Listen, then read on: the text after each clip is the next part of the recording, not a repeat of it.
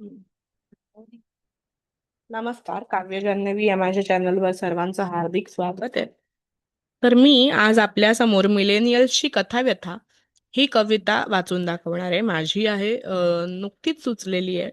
जरा कुठे काही गडबडलं तर सांभाळून घ्या. आम्हा मिलेनियल्सची कथाव्यथा आज मी तुमच्या समोर मांडत आहे. उपाय नाही सुचला तरी ऐकून घ्यायला काय हरकत आहे? समजा सुचलाच उपाय तर आम्ही तो मान्य करू इतकंच तुम्हाला सांगून करते आमची व्यथा सांगणं सुरू. जेन एक्स आणि जेन अल्फा मधला आम्ही आहोत सेतू, तरीही अजून आम्हालाच कळला नाही आमच्या इथे असण्याचा हेतू. नाधड इथले नाधड तिथले अशी आमची अवस्था, तरीही नीट सांभाळू पाहतो दोन पिढ्यातील सुसूत्रता. जेन एक्सच्या कृतींचे अर्थ आम्ही जेन अल्फाला सांगतो. जेन एक्सच्या कृतींचे अर्थ आम्ही जेन अल्फाला सांगतो. त्यांच्या वागण्याने बुचकळ्यात पडलेल्या आईबाबांना आम्हीच समजून घेतो. तरीही दोन्ही पिढ्यांकडून आम्हालाच ऐकून घ्यावं लागतं. आमचंही मत विचारात घ्यावं असं दोन्ही पिढ्यांना वाटत नसतं. आई-बाबांशी आणि नव्या पिढीशी आमचं काही पटत नसतं, तरीही आम्हालाच त्यांच्यासोबत नेहमी डील करायचं असतं. नव्या पिढीची नव्या पिढीच्या नजरेत गोट आणि मागच्या पिढीच्या नजरेत आम्हाला सद्गुणी ठरायचं असतं. नव्या पिढीच्या नजरेत गोट आणि मागच्या पिढीच्या नजरेत आम्हाला सद्गुणी ठरायचं असतं. हे सारं करताना AI आणि मेटा असूनही जीव मेटाकुटीला येतो. दोन पिढ्यांच्या जात्यात आम्ही चांगले भरडून निघतो. प्रयत्नांची कितीही केली आम्ही शिकस्त, तरीही या दोन पिढ्यांचं मत असतं नेहमीच परस्पराहून व्यस्त. जुन्यांच्या लेखी आम्ही उद्धट आणि नव्यांच्या लेखी ओल्डस्कूल ठरतो. तरीही एकाच वेळी चांगलं आणि हॅपनिंग ठरायचा आम्ही प्रयत्न करतो. आम्हाला जुन्या पिढीचं देवापुढलं निरांजनासारखं साधेपणही हवं असतं. आम्हाला जुन्या पिढीचं देवापुढल्या निरांजनासारखं साधेपणही हवं असतं. त्याच वेळी नव्या पिढीच्या क्लासीनेसचंही आम्हाला आकर्षण असतं. परंपरा जपण्याचा आणि नाविन्य स्वीकारण्याचा आम्ही प्रयत्न करत असतो. त्यात आमची दमछाक होते. आम्ही कधीतरी गोंधळून जातो. फिअर ऑफ मिसिंग आउट पेक्षा फिअर ऑफ एक्झॉस्टिंग ब्रेन आम्हाला जास्त त्रास देतं. दोन पिढ्यांच्या दोन पिढ्यांच्या परस्पर भिन्न मतात आमची त्रिशंकू अवस्था करतं. बरं, आम्हाला बरं तेव्हा वाटतं, जेव्हा नवीन पिढी "व्हॉट डज चैत्रांगण मीन्स?" असं विचारते. आणि बरं तेव्हा वाटतं, जेव्हा जुनी पिढी बरं तेव्हा वाटतं, जेव्हा नवी पिढी "व्हॉट डज चैत्रांगण मीन?" असं विचारते आणि अर्थ कळल्यावर त्याला "इट्स कूल" असं म्हणते.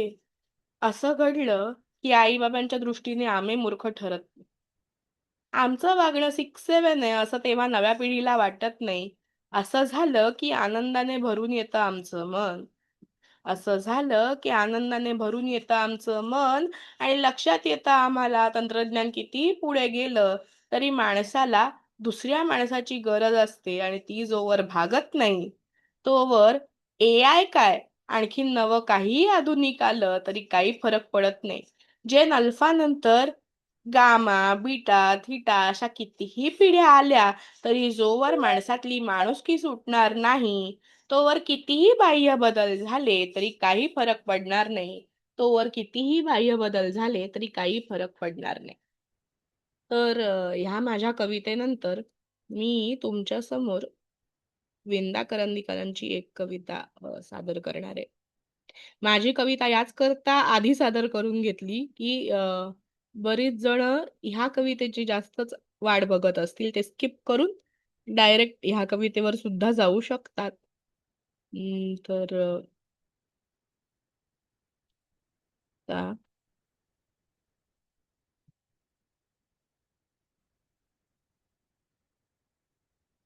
मी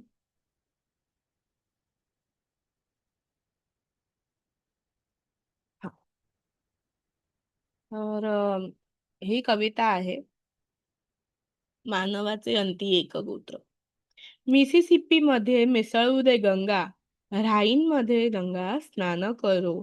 सिंधूसाठी झुरो ॲमेझॉन थोर, कांगो बंडखोर टेम्ससाठी. सिंधूसाठी झुरो ॲमेझॉन थोर, कांगो बंडखोर टेम्ससाठी. नाईलच्या काठी रॉकी करो संध्या, संस्कृती संस्कृती अनवंध्या नष्ट हो. ओलगाचे ते पाणी वाहू दे गंगेत, लाभो निग्रो रेत पंढरीला. माझा हिमाचल धरो अंतरपाट लग्नासाठी भट वेदद्रष्टा रक्तातील रक्तातील कोसळत भिंती मानवाचे अंती एक गोत्र 56 भाषांचा केलासे गौरव तोची ज्ञानदेव जन्मा येवो जागृतांनो फेका प्राणांच्या अक्षता ऐसा योग आता पुन्हा नाही ऐसा योग आता पुन्हा नाही तर माणसांमधली जुन्या नव्याची आधुनिकता आणि बुर्जुआ ह्याच्यातली भिंत कोसळून त्याच्या मागची कारण आणि त्यातील जे काही निवडक चांगलं आहे ते स्वीकारण्याची तयारी जर आपण टिकवून ठेवली तर मला वाटतं की आपण पुढे जाऊ शकतो नवीन तंत्रज्ञान कितीही पुढे गेलं तरी त्याला सामावून घेणारे आपण जोवर माणूस आहोत जोवर तोवर तरी कोणताही धोका आपल्याला संभवत नाही असं मला वैयक्तिक वाटतं आत्ताही मी तुमच्या समोर कविता सादर करण्यासाठी नवीन तंत्रज्ञानाचा वापर करतेच आहे कविता शोधायलाही मी इंटरनेटचा वापर करते त्यामुळे तंत्रज्ञानाच्या विरोधात आम्ही नाही पण त्या तंत्रज्ञानातून आपल्याला जे काही गवसणार आहे ते चांगलं असावं